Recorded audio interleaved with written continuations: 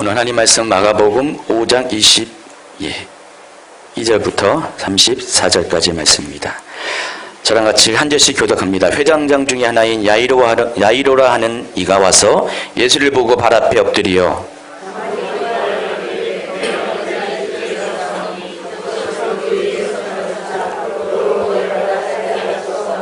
이에 그가 함께 가실새 큰 무리가 따라가며 에워싸 밀더라.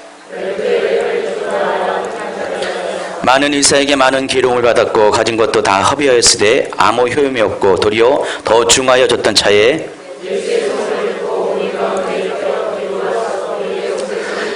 이는 내가 그의 옷에만 손을 대어도 구원을 받으리라 생각함일러라.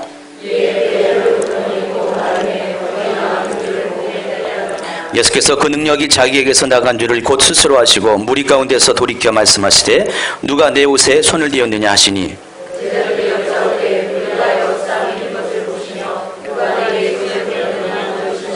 예수께서 이 일 행한 여자를 보려고 둘러보시니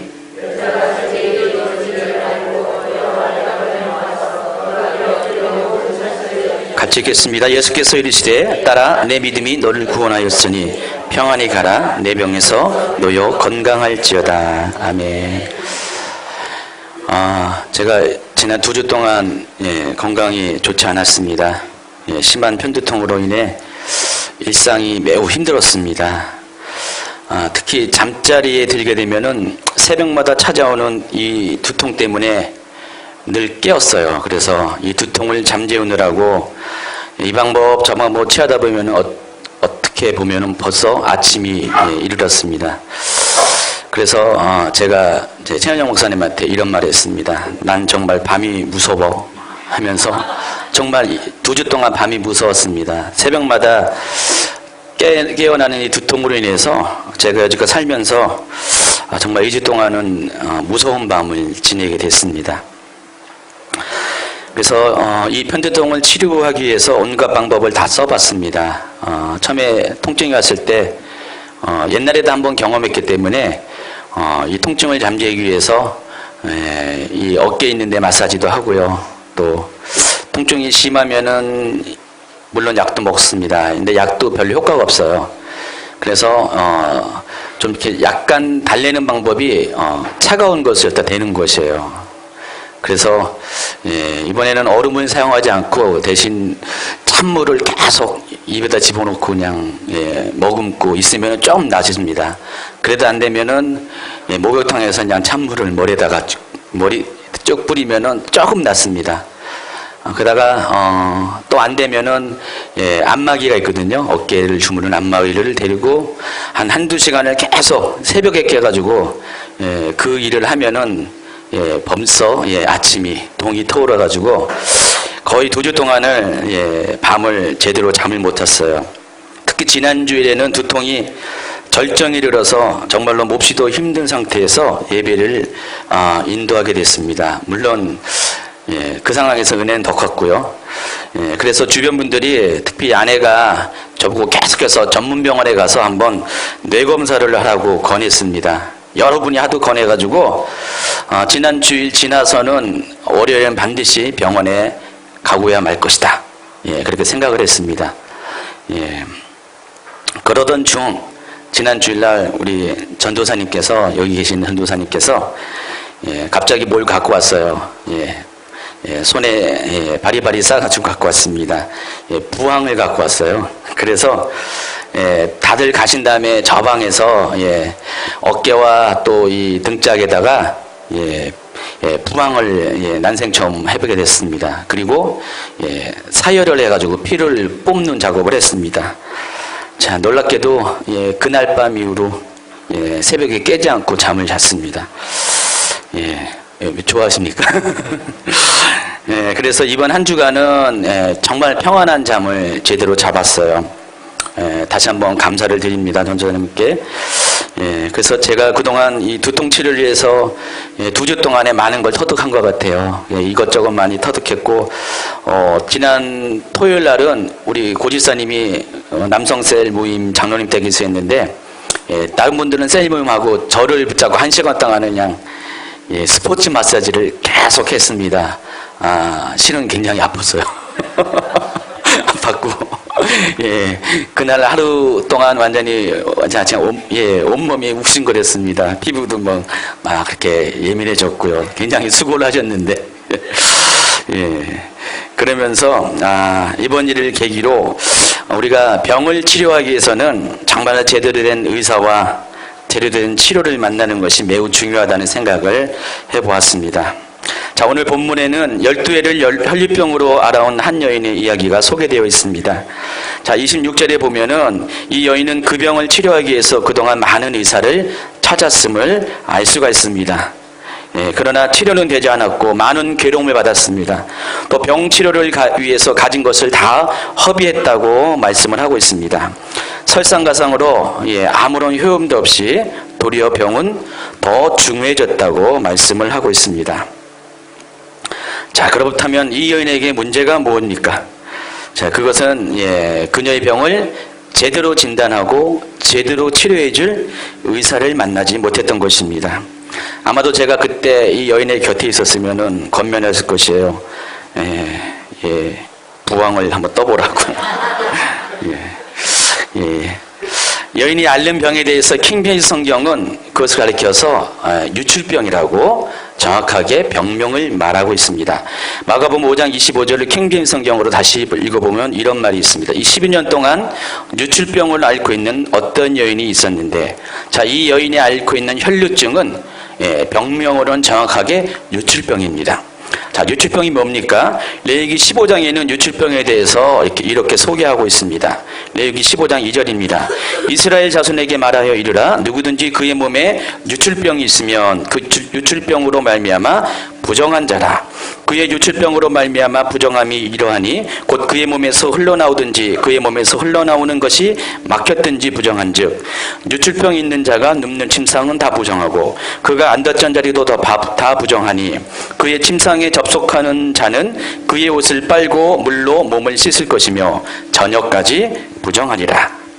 여러분, 레위기의 주제가 뭔지 혹시 기억하십니까? 제가 성경 공부 통해서 많이 말씀을 드렸는데 거룩입니다.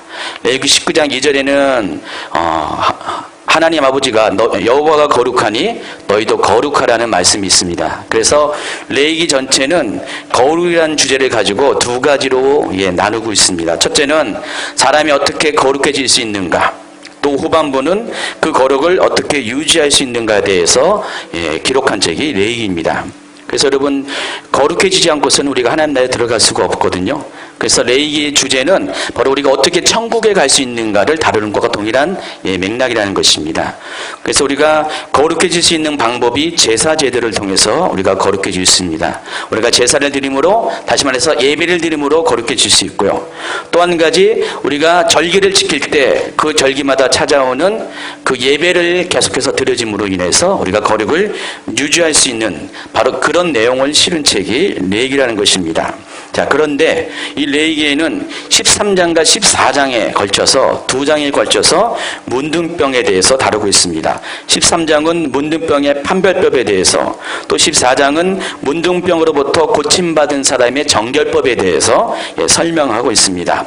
그리고 이어지는 레위기 15장에는 유출병에 대해서 15장 전체가 길게 설명을 합니다.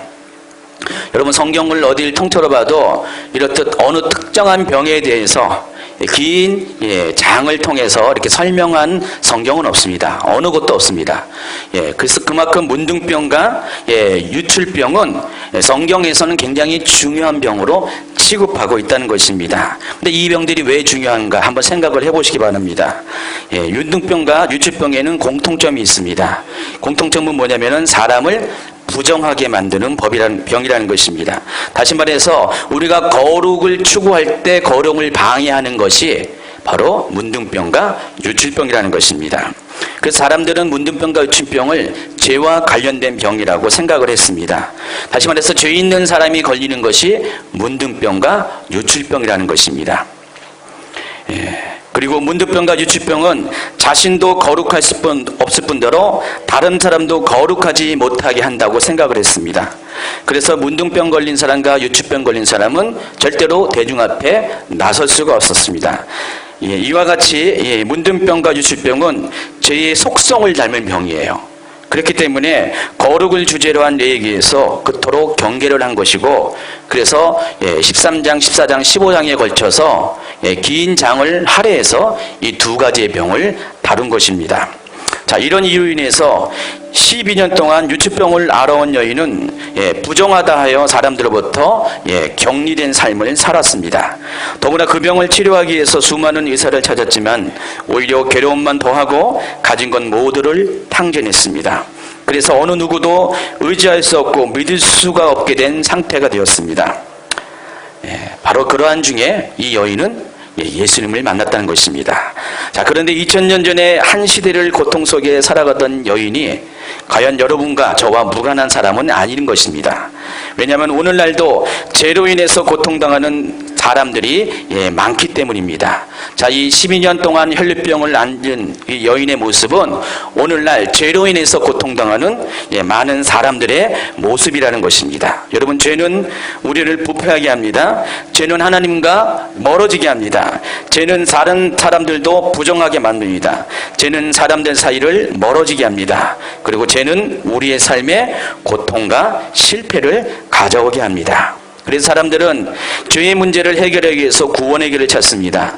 삶에 해결되지 않는 고통의 문제를 해결하기 위해서 여러 가지 인간적인 방법과 수단들을 찾아놨습니다. 그런데 아무리 노력한들 죄로부터 자유와 또 삶의 고통으로부터 해방은커녕 오히려 수많은 잘못된 그런 이단 종교와 사상과 또 사람들의 생각과 방식에 의해서 오히려 더 큰 고통을 당하고 가지고 있는 것 모든 것들을 허비하는 삶을 사는 것이 오늘날 사람들의 삶의 모습이라는 것입니다.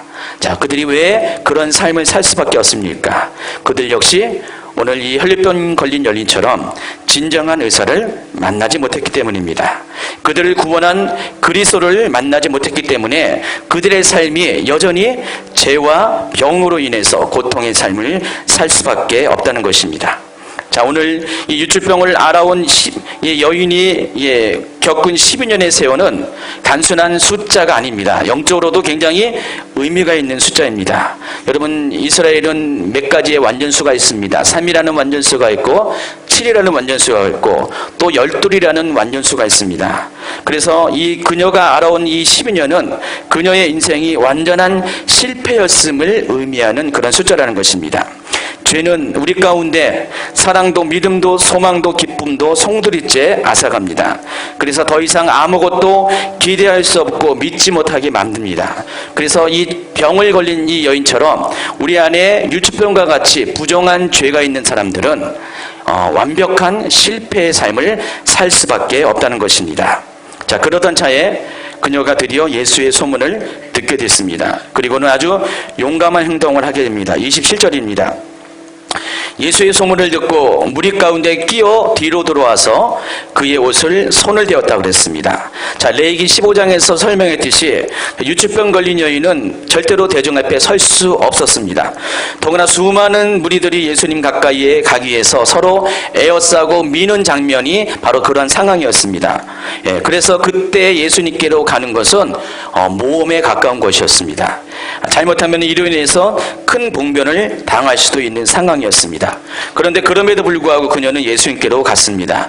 그 이유에 대해서 28절은 다음과 같이 설명합니다. 이는 내가 그의 옷에만 손을 대어도 구원을 받으리라 생각함일러라. 자, 그녀로 하여금 이처럼 용기 있게 행동을 하게 한 것은 예수님에 대한 믿음 때문이었습니다.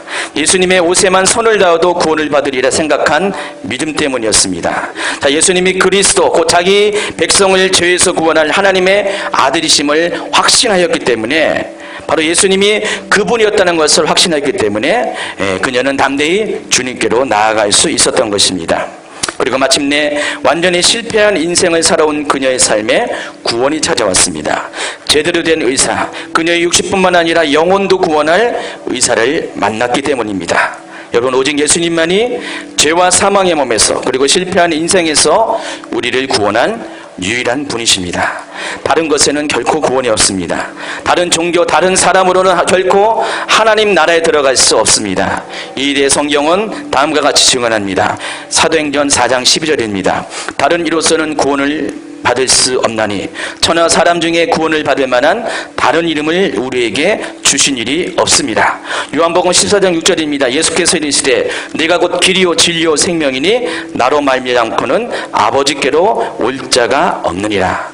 그런데 요즘 많은 분들이 예수님 외에도 구원의 길이 있다고 말하는 사람들이 있습니다. 다른 종교, 다른 곳의 이야기가 아니라 기독교 내에서 그런 말을 하는 사람들이 있다는 것입니다. 소위 종교다원주의를 받아들이는 사람들이 그런 이야기들을 주장하고 있습니다.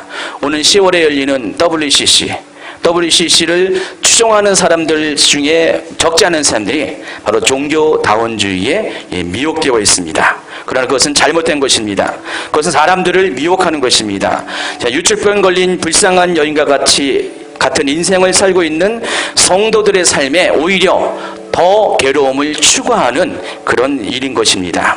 여러분, 우리가 아무리 예수님을 믿고 노력하고 예수님을 섬긴다 할지라도 다른 곳에도 구원이 있다는 그 종교다원주의 가운데서 우리가 예수님을 더불어 믿는다면은 우리의 인생이 힘들고 어려웠는데 더불어서 마침내 우리의 구원마저도 잃어버리는 그런 종말을 경험할 수 있기 때문에 이것은 정말로 오늘 유출병 걸린 여인이 경험한 것처럼 인생을 허비하고 삶을 허비하는 그런 정말로 아프고 지독한 병이라는 것입니다.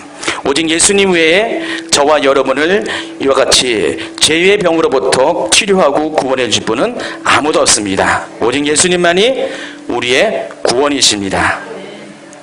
마침내 여인이 예수님의 옷에 손을 대었습니다. 그리고 그때 놀라운 일이 생겼습니다. 29절 30절을 같이 한번 다시 읽어보도록 하겠습니다. 이에 그의 혈류 근원이 곧 마름에 병이 나은 줄을 몸에 깨달으니라. 예수께서 그 능력이 자기에서 나간 줄을 곧 스스로 하시고 무리 가운데서 돌이켜 말씀하시되 누가 내 옷에 손을 대었느냐 하시니. 여러분, 믿음으로 예수님을 만질 때 우리의 삶에 변화가 찾아옵니다. 그토록 갈망해왔던 병이 즉시로 치료를 받게 됐습니다. 여러분이 예수님을 만나게 되면은 이 여인의 경우처럼 우리의 삶에 이와 같은 변화가 생깁니다. 왜냐하면 우리의 삶의 모든 문제의 근원은 그동안 예수님을 제대로 만나지 못했기 때문입니다. 예수님을 제대로 만나면 우리의 삶은 근원부터 변화하게 됩니다.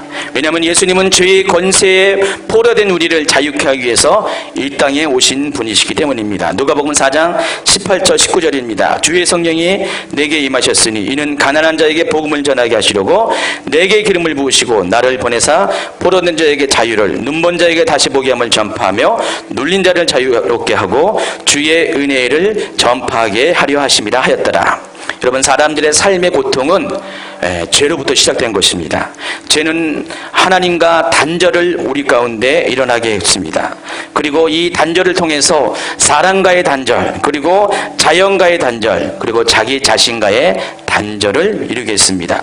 우리가 화평을 잃어버린 이유는 오직 한 가지 원인입니다. 바로 죄 때문입니다. 그래서 이 죄로 인해서 단절된 관계를 예수님께서 이 땅에 오셔서 화목하게 하시고 화평케 하시기 위해서 이 십자가를 지었다는 것입니다. 여러분, 십자가의 의미가 그런 것이에요. 위로는 하나님과 나와의 관계, 옆으로는 이웃과 나와의 관계를, 깨어진 관계, 단절된 관계를 화목하게 하신 것이 바로 십자가의 의미고 십자가의 상징성이라는 것입니다. 그래서 십자가는 죄를 이기기 위해서 반드시 짊어져야 될 바로 오직 유일한 구원의 길이라는 것입니다. 다른 것으로는 구원에 이르는 길이 없습니다. 그리고 또 우리 인생의 문제를 해결해 줄 사람도 없습니다. 오직 예수님만이 저와 여러분의 구원이십니다. 죄로 인해 생겨난 수많은 고통스러운 삶에서 우리를 건져줄 유일한 구세주입니다. 자, 30절에 보면은 예수님께서 그 능력이 자기에게서 나간 줄을 스스로 아셨다고 했습니다. 다른 사람들도 물론 예수님과 몸과 몸으로 접촉을 했습니다. 그런데 오늘 본문에 보면은 유독 예수님은 그녀가 손을 대었을 때 자기 몸에서 능력이 빠져나갔다고 말씀을 하셨습니다. 30절 31절을 읽어보도록 하겠습니다. 예수께서 그 능력이 자기에게 나간 줄을 곧 스스로 하시고 무리 가운데서 돌이켜 말씀하시되 누가 내 옷에 손을 대었느냐 하시니 제자들이 여짜오되 무리가 에워싸 미는 것을 보시며 누가 내게 손을 대었느냐 물으시나이까 하되. 여러분, 많은 사람들이 에워싸고 밀치는 장면 가운데 수많은 사람들이 예수님의 손에 몸을 대고 있었습니다. 몸에 손을 대고 있었습니다. 그런데 그 사람들이 손을 대는 것에 대해서는 예수님께서는 아무 말씀 안 하시고 오직 이 여인이 잠시 손을 댄 것에 대해서 예수님은 민감하게 반응을 하십니다. 왜 그랬을까요? 다른 사람들은 예수님을 육체로 만졌다는 것입니다. 믿음이 아닌 육체로서 주님을 만났지만은 이 여인 안에는 그들과는 다른 믿음이 있었어요. 오직 예수님을 만나야 된다는 그 믿음.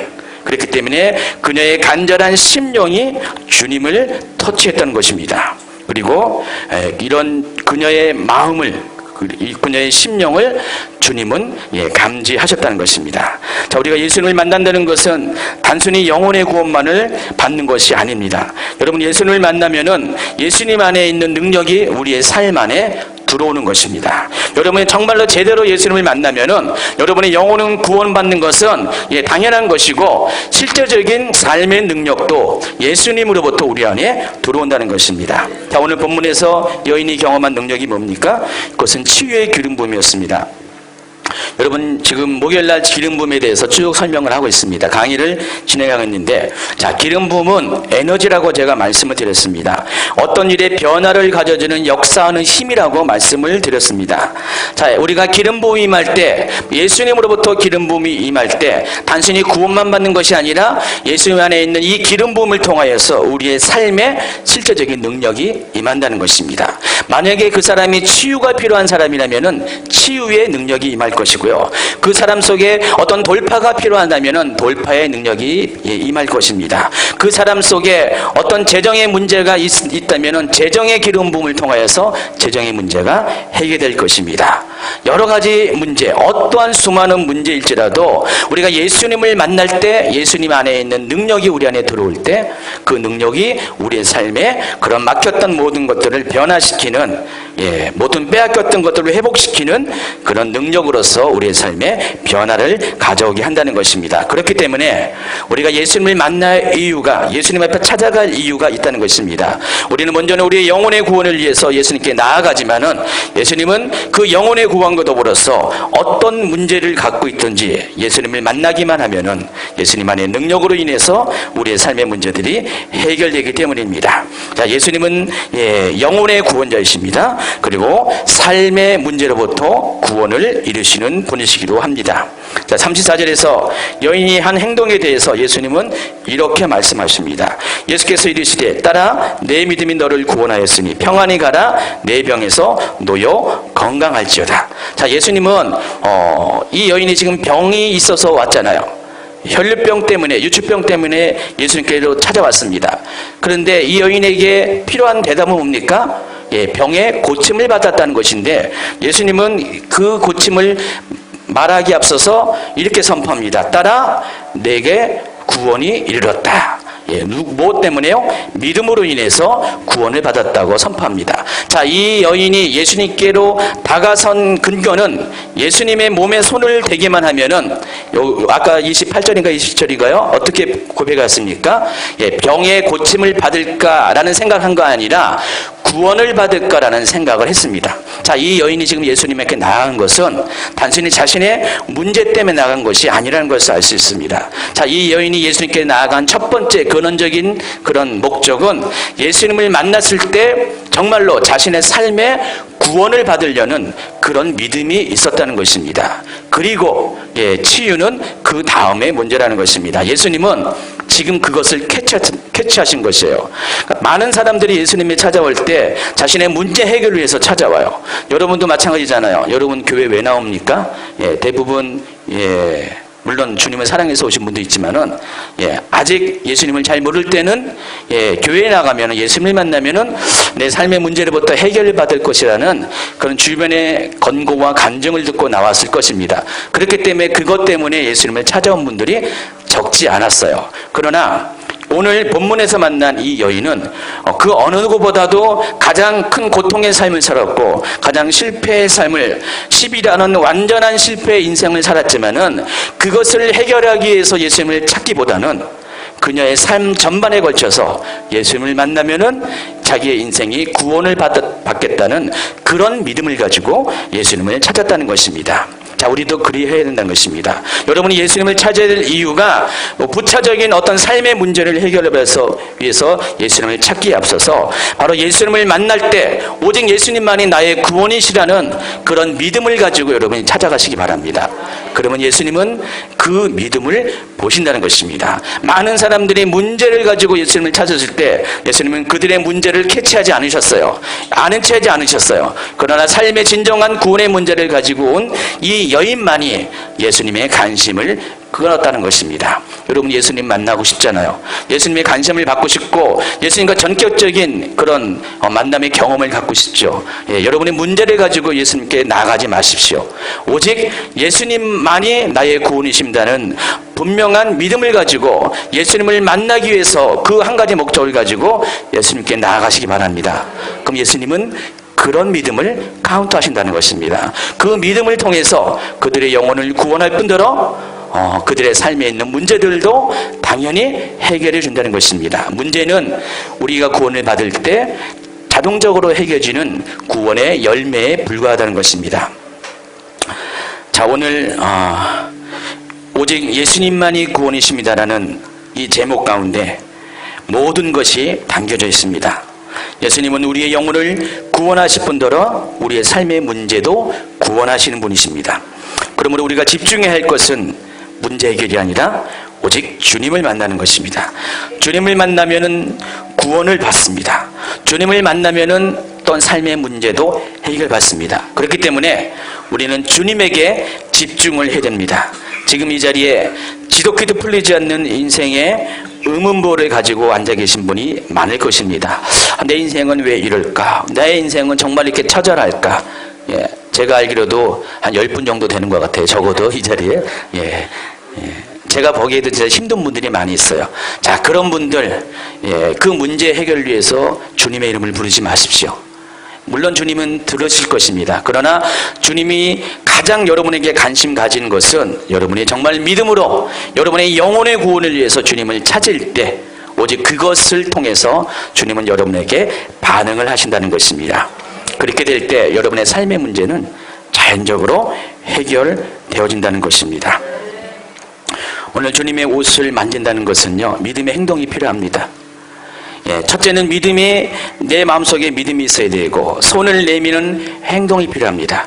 그동안 마음속에 믿음만 가진 분도 있을 것입니다. 또 손을 내밀어도 믿음 없이 손을 내미는 분도 있을 것입니다. 이제 두 가지를 다 취하시기 바랍니다.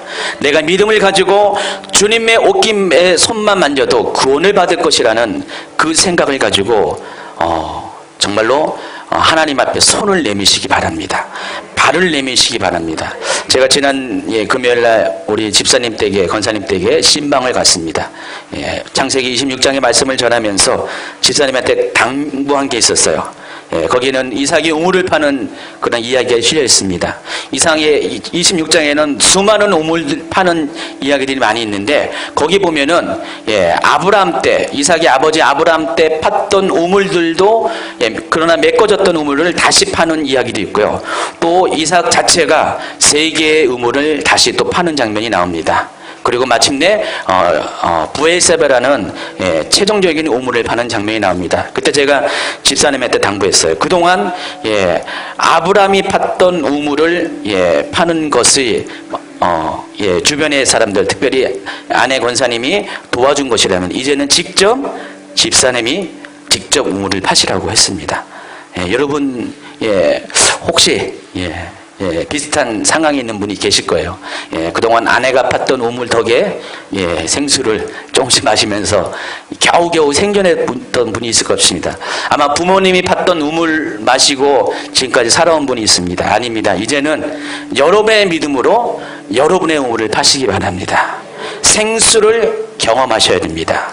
요한복음 7장 37절 이하에는 예수님께서 그 생수가 바로 성령님을 말씀을 하고 계십니다. 여러분이 예수님을 만나고 또 성령님을 만났을 때 여러분의 삶에 정말로 전격적인 변화가 생기게 됩니다. 오늘 여인이 예수님을 만났을 때 여인 가운데 임한 기름 부음은 결국은 성령의 역사를 통해서 이루어진 것입니다. 여러분이 정말 손을 내미세요. 주님께 믿음으로 손을 내미시면은 주님은 주님 안에 있는 능력, 그 성령의 능력을 여러분 가운데 부어주십니다. 한량없이 부어주십니다. 그리할 때 여러분의 영혼의 구원은 물론이고 여러분의 삶의 구원도 이루어진다는 것입니다.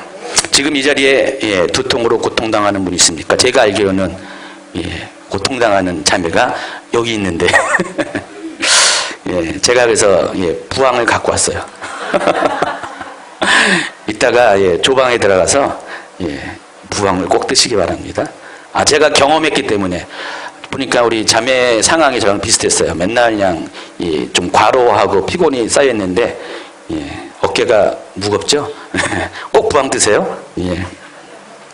또 지금 이 자리에 구원의 문제와 삶의 문제로 고통당하는 사람이 있습니까? 제가 예수님을 여러분에게 소개합니다. 부항처럼 예수님은 여러분의 문제를 단번에 해결해 주신 오직 유일한 해결책이십니다. 오직 유일한 구원자이십니다. 다른 종교, 다른 사람, 다른 사상, 다른 방법으로는 여러분에게 구원을 얻을 만한 것이 아무것도 없습니다. 여러분의 인생의 문제를 해결할 것은 절대로 아무것도 없습니다. 오직 예수님만이 여러분의 구원이십니다. 자, 이 시간에 기도합니다.